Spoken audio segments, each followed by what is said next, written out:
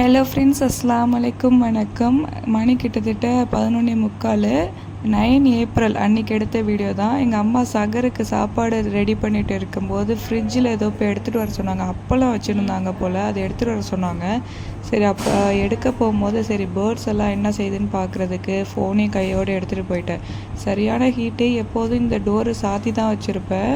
Heat வெளியாகட்டும் சொல்லிவிட்டு எல்லா ஜன்னலையும் open பண்ணி வச்சுட்டேன். எய்த்தா மாதிரி உள்ள ஜன்னல், இந்த ரூமில் உள்ள எல்லா ஜன்னலையும் ஓப்பன் பண்ணி வச்சுட்டேன். சரியான ஹீட் அடிக்குது. கிட்டத்தட்ட இதுதான் இந்த வருஷத்தோட லாஸ்ட்டு நோன்புங்கிறதுனால அன்றைக்கி ஃபுல்லாகவே தூங்கவே இல்லை. ஃபுல்லாக வேலை தான் பார்த்துட்டு இருந்தேன். சரி பேர்ட்ஸ் எல்லாம் என்ன பண்ணுறாங்கன்னு பார்த்தா யாருமே ஒரு சவுண்டு கூட போடலை. கிட்டத்தட்ட இந்த வீடியோ எடுத்து முடிக்கிற கேப்பில் லாஸ்ட்டாக மட்டும்தான் எல்லாம் கத்த ஆரம்பிச்சிடுச்சின்னு சொல்லிவிட்டு நானும் வந்துட்டேன். அது வரைக்கும் ஒரு சவுண்டு கூட இல்லை. எல்லாம் நல்லா தூங்கிட்டு இருந்தாங்க.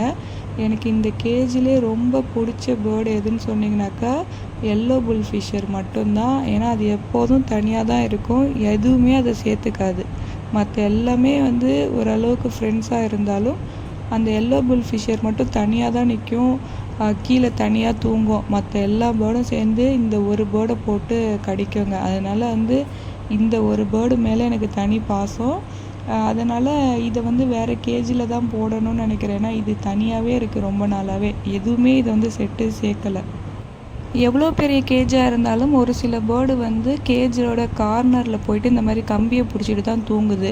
ஏன்னா மற்ற பேர்டெல்லாம் சேர்ந்து கடிக்குதுங்க. ஏன்னா பக்கத்தில் இடம் இருந்தாலும் சரி கடிக்குது. ஒன்று பக்கத்தில் நிற்கவே விட மாட்டேங்குதுன்னு சொல்லிட்டு சில பேர்டு பயந்துக்கிட்டு இப்போ இந்த பேர்டு இந்த சைடு தூங்குதுனாக்கா நாளைக்கும் அதே ரெகுலராக அதே இடத்துல தான் தூங்குது.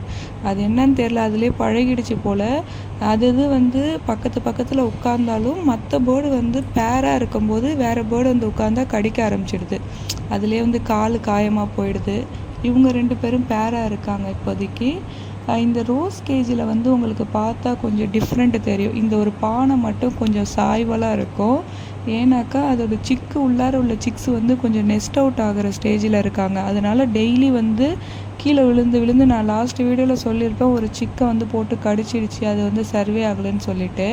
அதனால் இந்த பானையை கொஞ்சமாக சாய்வலாக வச்சுருக்கேன். உங்களுக்கு பார்த்தா தெரியும், அந்த மேலே பேரண்ட்ஸ் 2 பேரும் உட்காந்துருக்காங்க. அந்த பானை மூடியில் எப்படி சாய்வலாக இருக்குது பாருங்கள்.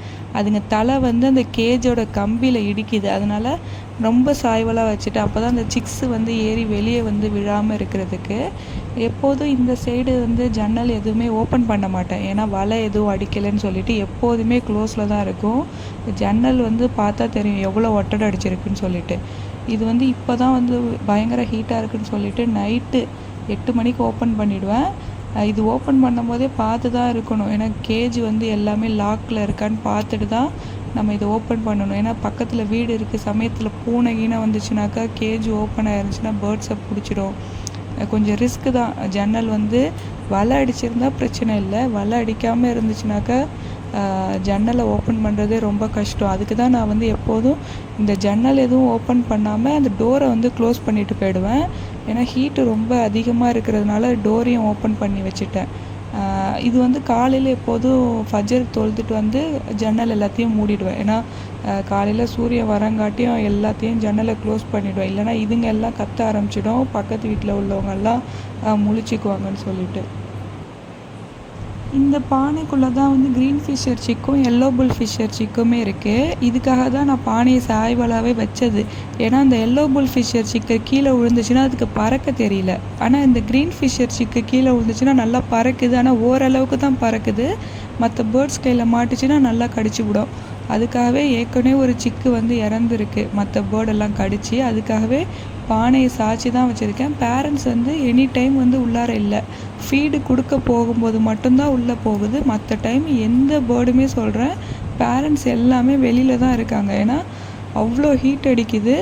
இதே மாதிரி லூட்டினோ ஒரே ஒரு லூட்டினோ மட்டும் தான் எக்கு வச்சுருக்கு, இன்குபேட்டில் இருக்குது. மற்ற யாருமே எக்கு வைக்கல. எல்லாருமே வெளியில் தான் இருக்காங்க. சிக்ஸ் மட்டும்தான் உள்ளார இருக்காங்க. ஏன்னா அவ்வளோ ஹீட் அடிக்குது. மேலே உள்ள ஹீட்டு எல்லாமே இந்த ரூம் என்டையர் ஹால்லேயுமே இருக்குது. நான் ஆல்ரெடி சொல்லியிருக்குவேன் இந்த லூட்டினோ எப்போ ஹேட்ச் ஆகும்னு சொல்லிட்டு. ஈது அன்றைக்கி ஹேட்ச் ஆகும்னு நினச்சேன். அப்போவும் ஹேட்ச் ஆகலை. மற்ற பேர்டு யாருமே இன்னும் எக்கு வைக்கல. உங்களுக்கு பார்த்தா தெரியும், இந்த 2 லூட்டினோவுமே வந்து உள்ளார தூங்கவே இல்லை. அவங்களோட பேரண்ட்ஸ் தான் வந்து மேலே தூங்கிட்டு இருக்காங்க. இதில் ஒரு பேர்டு வந்து நல்லா கையை கடிக்குது. கையை கொண்டுட்டு போனாலே நல்லா கடிக்குது. எதனாலன்னு தெரியல. மற்ற சிக்ஸு வந்து சிக்ஸாக இருக்கும்போது தூக்குனா கையெல்லாம் கடிக்க தெரியாது இந்த ஸ்டேஜில் இருக்கும்போது. ஆனால் ஒரு பேர்டு வந்து நல்லா கடிக்குது இதில் உள்ள ஒரு சிக்கு. நான் அதை அடுத்த வீடியோவில் உங்ககிட்ட காமிக்கிறேன்.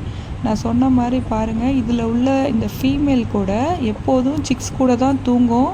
எனி டைம் பானை உள்ளார தான் இருக்கும். ஆனால் இப்போ வந்து எல்லாருமே வெளியில் தான் இருக்காங்க சிக்ஸை தவிர.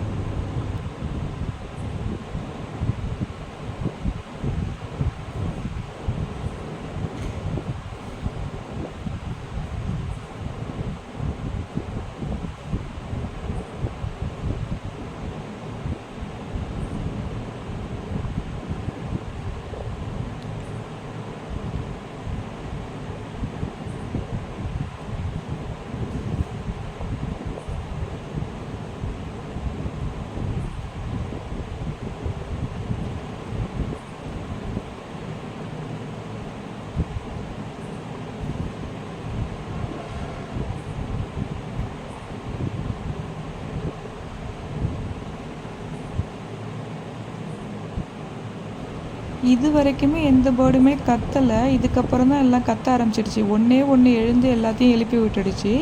இந்த எல்லோ பில் ஃபிஷ்ஷரும் க்ரீன் ஃபிஷ்ஷரும் பேருன்னு நினைக்கிறேன். 2 பேரும் பக்கத்தில் தான் தூங்கிட்டு இருக்காங்க.